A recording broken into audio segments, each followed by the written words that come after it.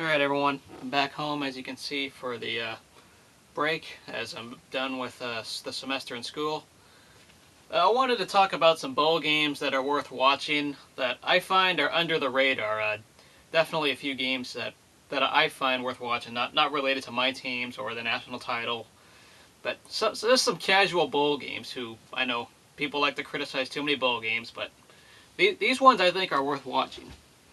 Your first one is the Outback Bowl. That's the between Auburn and Northwestern.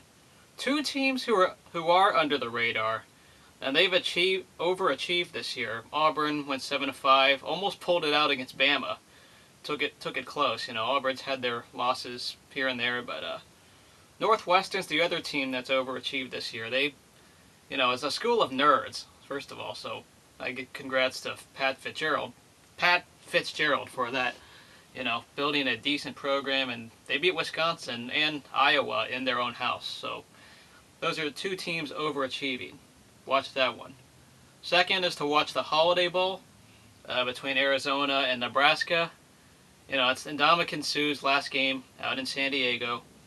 And Arizona, another team that overachieved, I find, this year.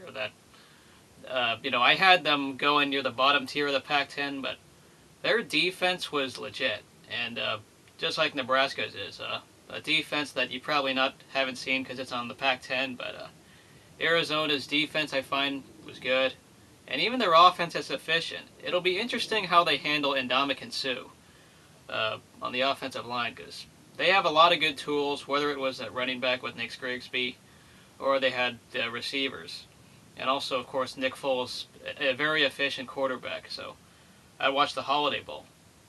Third would be the Music City Bowl between Kentucky and Clemson. Couple of other underrated teams. Clemson, a lot of people had doubt in them before the season, including myself, but they did win their divisional part of the ACC. Spiller, very good running back. I mean, we know what he can do. Kentucky, on the other hand, is another program that is also under the radar. We think of them as a basketball school for of course their history, but Rich Brooks, very great coach, and he puts Kentucky football on the map.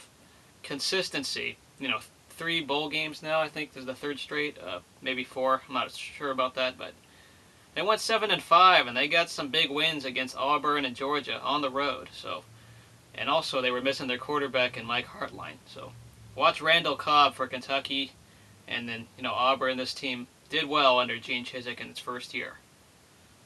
And number 4 would be the Hawaii Bowl.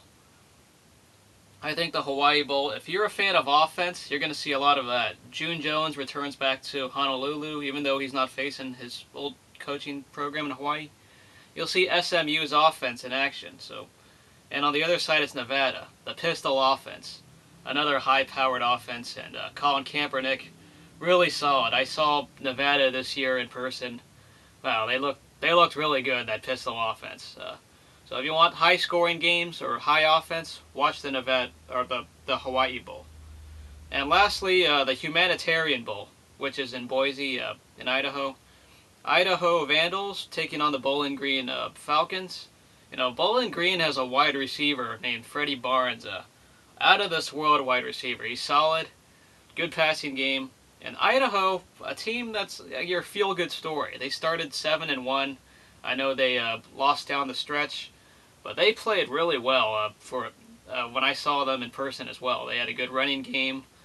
At least, definitely, they finished games well. They were winning ugly. They even got a road win at Northern Illinois. So Idaho, giving a lot of props to Idaho this year for at least, even though they're not as good as Boise State, they at least made a bowl game. So those are your 5 games worth watching that do not involve my team or the national title. So I encourage you to watch them and have a good bowl season. I'll see y'all later.